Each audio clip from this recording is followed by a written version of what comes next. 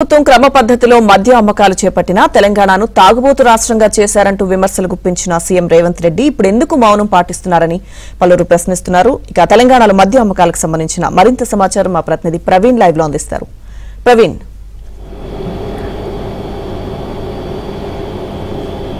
తెలంగాణ రాష్ట్రంలో మద్యం అమ్మకాలతో జోరనుకున్న పరిస్థితి కనిపిస్తుంది. తెలంగాణ రాష్ట్రం వాసులకు సంబంధించి మద్యం ముక్క లేని రోజు గడవట్లేదని చెప్పేసి అంటే ఆశ్చర్యం కాదు. మొత్తంగా రాష్ట్ర ఖజానాకైతే మద్యం అంటే మూడు బీర్ బాటిల్ కావచ్చు, విస్కీ బాటిల్ లాగా కలకలాడుతూ ఉన్నట్టు పరిస్థితి కనిపిస్తూ ఉంది. పూర్తిగా కూడా పెద్ద ఎత్తున తెలంగాణలో ఖజానాకైతే ఆదాయం అయితే సమకూరుతున్న పరిస్థితి కనిపిస్తుంది. ఈ సంవత్సరం టార్గెట్ 45,000 కోట్ల రూపాయలుగా పెట్టుకున్నారు. మొత్తంగా తెలంగాణ రాష్ట్రం ఏర్పాటు దగ్గర నుంచి కూడా 2 లక్షల కోట్లకు పైగా ఈ మద్య అమ్మకాలు జరిగాయంటే అతిశయోక్తి కాదు. పూర్తిగా కూడా దీనికి సంబంధించి అటు గ్రౌండ్ లెవెల్ అంటే గ్రామాల దగ్గర నుంచి బెల్ట్ షాపుల దగ్గర నుంచి రాష్ట్రంలో ఉన్నటువంటి లిక్కర్ షాపుల వరకు పూర్తిగా స్టాక్స్ పంపించడం, అలాగే ఫారెన్ లిక్కర్కి సంబంధించి కావచ్చు, అలాగే వైన్ షాప్స్ టైమింగ్స్ పెంచడం విషయంలో కావచ్చు, పూర్తిగా ఆదాయాన్ని పెంచుకునే దిశగానే తెలంగాణ బెవరేజ్ కార్పొరేషన్కి సంబంధించి అడుగుల పరిస్థితి కనిపిస్తుంది. ప్రస్తుతం మనం చూసుకున్నట్లయితే తెలంగాణ రాష్ట్రంలో గత సంవత్సరం కంటే 20% పైగా కూడా ఈ సంవత్సరం అమ్మకాలు పెరిగాయి. సో గత సంవత్సరం చూసుకుంటే 27,000 కోట్లకు పైగా ఆదాయం వస్తే ఈ సంవత్సరం మాత్రం 40,000 కోట్ల పైగా కూడా ఆదాయం వస్తుంది. 45,000 కోట్ల అంచనా కూడా ఈ సంవత్సరం పెట్టుకున్నారు. దాని తగ్గట్టుగానే సేల్స్ అయితే పెంచుతున్న పరిస్థితి కనిపిస్తుంది. ఇప్పటికే కొత్త బార్లకు కావచ్చు, మద్యం అలాగే వైన్ షాపులకు కావచ్చు, వీటన్నిటికీ పర్మిషన్ ఇస్తున్నారు. ఇప్పటికే తెలంగాణ రాష్ట్రంలో 2,800 పైగా కూడా మద్యం షాపులు ఉన్నాయి. దాంతోపాటుగా 1000కి పైగా పబ్బులు కావచ్చు, బార్లు కావచ్చు, వీటికి కూడా అనుమతులు ఇస్తా ఉన్నారు. ఈ సంవత్సరం టెండర్ల ఫీజులు కావచ్చు, లైసెన్స్ ఫీజులు కావచ్చు ముందస్తుగానే వసూలు చేయడం, అలాగే దాంతోపాటుగా ఎవరైతే లేటుగా కడుతూ ఉన్నారో వాటికి సంబంధించి ఇంతమంది ఫైన్లు కూడా వసూలు చేసేవాళ్ళు కాదు.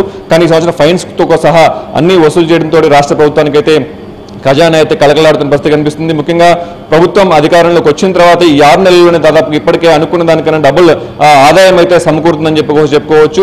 ముఖ్యంగా గ్రామ స్థాయి నుంచి బెల్ట్ షాపులు రద్దు చేస్తామని చెప్పిన దగ్గర నుంచి కూడా బెల్ట్ షాపులు రద్దు చేయకపోవడము, రాష్ట్రానికి పెద్ద ఎత్తున మద్యం వివిధ రాష్ట్రాలను సప్లై చేస్తున్నటువంటి వాటిలో కావచ్చు, బీర్ల విషయంలో కావచ్చు, వాటికి సంబంధించి కూడా అన్ని కూడా అందుబాటులో ఉండటం కూడా ఇవన్నీ కూడా కలిసి వచ్చే అంశంగా మనం చెప్తామని. ప్రస్తుతం మనం ఒక వైన్ షాప్లో మనం చూసుకోవచ్చు. గతంలో బీర్లు దొరకాలన్నా కూడా వైన్స్ అంటే ప్రీమియం విస్కీస్ అన్ని దొరకాలన్నా కూడా కొంచెం ఇబ్బంది పడాల్సిన పరిస్థితి కనిపించేది. కానీ ప్రస్తుతం అయితే అన్ని వైన్ షాప్స్ లో కూడా లిక్కర్కి సంబంధించి any brand, any foreign whisky కావచ్చు, ఎనీ బ్రాండ్కి సంబంధించిన విస్కీస్ అన్ని కూడా అందుబాటులో ఉన్న పరిస్థితి అయితే కనిపిస్తూ ఉంది.